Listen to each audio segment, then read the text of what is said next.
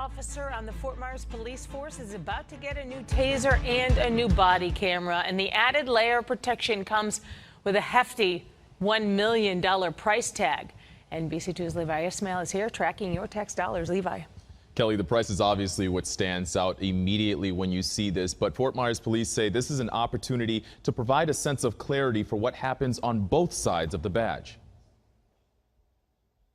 We have nothing to hide. This is transparency.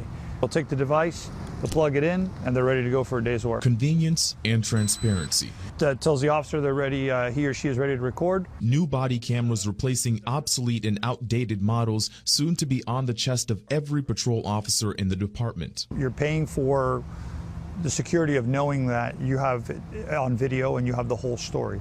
Turn it off when they're done with it. For taxpayers, that peace of mind is expected to cost just over $1 million over 5 years. A lot of people look at these expenses and say, how valuable are these? You don't want to miss an event because your cameras are shoddy. Steve Tuttle is a spokesman with Taser, a company that now supplies more than 3,500 agencies in the country. Most of the agencies, the vast majority of them, see the value in that, and they take 5-year commitments with that. The city of Fort Myers agreed no expense should be spared, but where is the money going? Every officer has safety training each year. That's nearly $1,200 per officer. Next, you add on the cost of storing the data, and that's another $30,000 a year. If you miss that video, what if you don't have it and you're an agency that doesn't have video cameras? Well, you could get sued for more than the cost of the value of what Fort Myers is spending. $1 million could be an easy lawsuit. Fort Myers police say it's about providing clarity. Lawsuits against police by bystanders capturing the video on their phones has become commonplace. It's going to change, hopefully, the mindset of some of those in the community that think we do things a little differently. The 5-year contract will allow Fort Myers police to replace all of their cameras twice, which in itself saves the city nearly $60,000 each year. We're live in the studio. Levi Ismail, NBC2.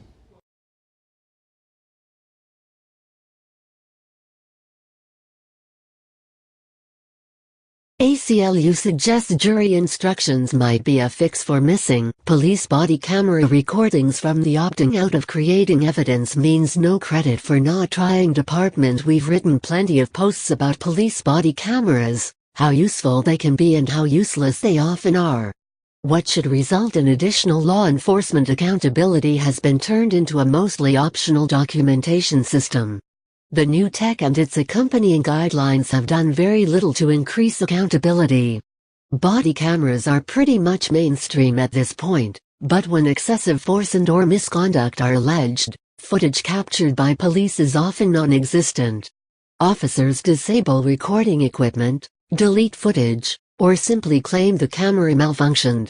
Some repeatedly forget to activate their cameras ahead of controversial arrests and interactions. But what can be done about it?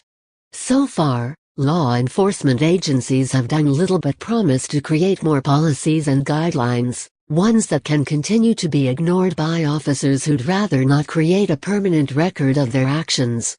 There's been some discipline, but what little of it there is hasn't been very severe.